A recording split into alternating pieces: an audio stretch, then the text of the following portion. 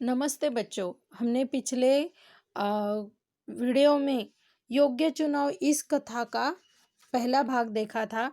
इसमें एक राज्य था।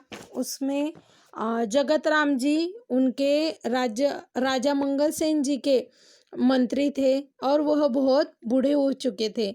उन्होंने जब सेवा मुक्त होने की बात की तब राजा मंगल सेन ने उनसे कहा कि आप जैसा अच्छा व्यक्ति आप मुझे ढूंढ कर दो। इसलिए जगत राम जी ने राज्य में ढिंडोरा पिटवाया कि एक नया मंत्री का चयन होने वाला है। इसलिए जो इच्छुक हो वो गुरुवार के दिन राज दरबार में पहुंचे। इसलिए बहुत सारे नवयुवक राज दरबार की ओर उस दिन जा रहे थे। लेकिन रास्ते के तरफ एक वृद्ध हताश सा बैठा था, क्योंकि उसके बैलगाड़ी का पहिया कीचड़ में फंस गया था और उसकी कोई भी सहायता नहीं कर रहा था। अब इसकी आगे की कहानी हम लोग आज देखेंगे। उम्मीदवार युवक में एक था कर्मवीर। कर्मवीर निर्धन परिवार का प्रतिभाशाली नवयुवक था। वह तेजी से राज दरबार की ओर जा रहा था। उसी समय बैलगाड़ी वाला वृद्ध एक बार फिर पहिया कीचड़ से बाहर खींचने का प्रयास कर रहा था। यह दृश्य देखकर दरबार पहुंचने की चिंता न करते हुए कर्मवीर ने सीधे कीचड़ में उतरा। जोर लगाकर उसने बैलगाड़ी का पहिया कीचड़ से बाहर निकाला। वृद्ध ने उसे ढेरों आशीर्वाद दिए, फिर इनाम में कुछ रुपए देने चाहे, पर कर्मवीर ने विनम्रता से मना कर दिया। उन नवयुवक राज दरबार की ओर बढ़े जा रहे थे। उनमें एक कर्मवीर नामक नवयुवक भी था। वह राज दरबार की ओर ही जा रहा था। लेकिन उसी समय उस वृद्ध ने फिर से वह बैलगाड़ी का पहिया कीचड़ से निकालने का प्रयास शुरू किया। यह देखकर उसने कोई भी चिंता न करते हुए सीधा वह कीचड़ में उतर गया और उस वृद्ध की बैलगाड़ी का पहिया कीचड़ से बाहर निकाल दिया।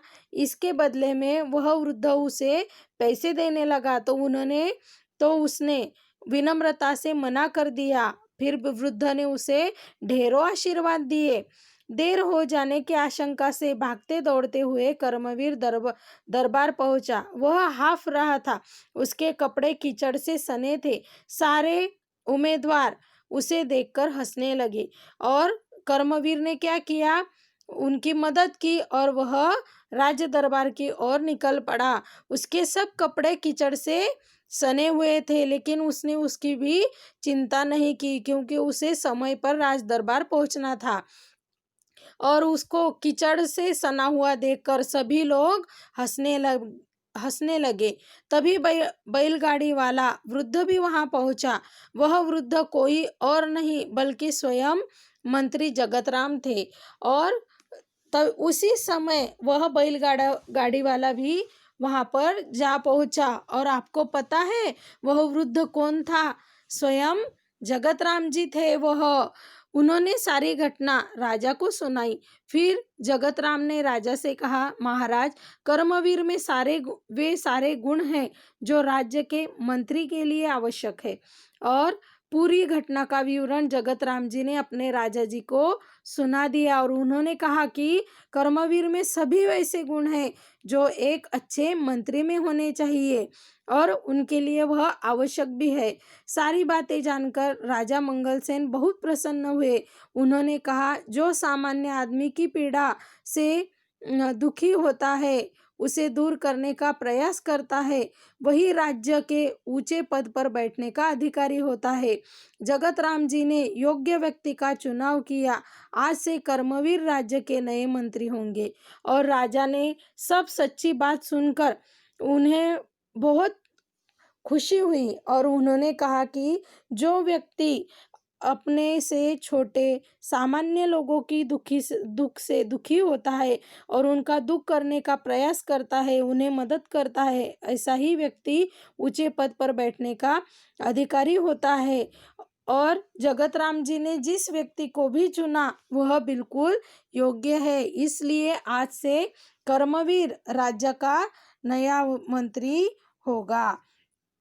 अगर आप अपने से छोटों के किसी भी प्रकार दुख दूर करने में मदद करते हो तो आप एक अच्छे व्यक्ति हो, यह आप सबको साबित करके दिखाते हो। इसीलिए जीवन में कभी भी हमेशा सबकी मदद करनी चाहिए, वह वृद्ध हो, बालक हो, कोई भी हो, स्त्री हो, पुरुष हो, लेकिन सभी को हमें मदद करनी चाहिए।